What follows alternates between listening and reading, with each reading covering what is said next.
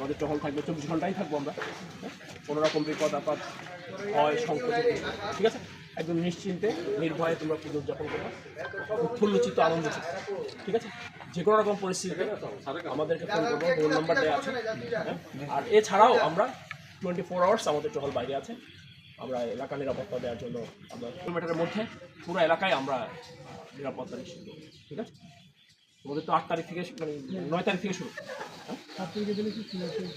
8 তারিখ মূলত 9 তারিখ থেকে শুরু, 9 তারিখ থেকে শুরু, ঠিক আছে।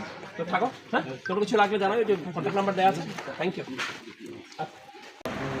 কুমিল্লা সেক্টরের অধীনস্থ যে জায়গাগুলো রয়েছে সেখানে আমার মোট 122টা পূজা মণ্ডপ রয়েছে।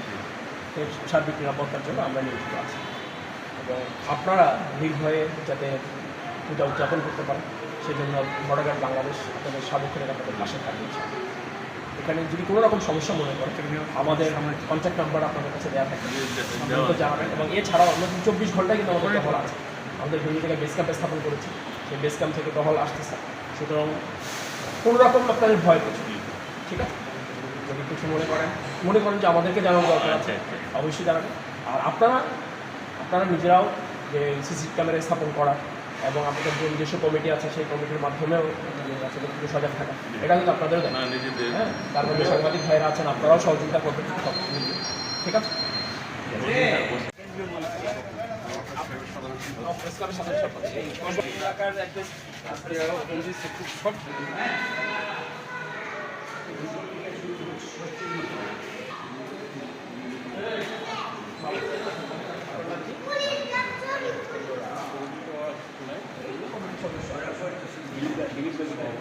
আপনাদের এমনিতে কোনো সমস্যা নেই, শুনেন, আমরা তো আমরা কি একটু ভয়েসটা রেকর্ড করে রাস্তা দিয়ে দেন, যে আমরা ওটা সিওর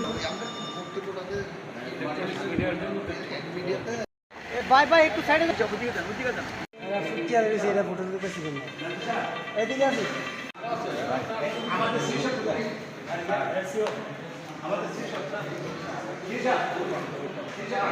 শাহপুর একটু পিছিয়ে ভাই, একটু পিছিয়ে আওয়াজ না, মন্দিরটা আসে পিছনে।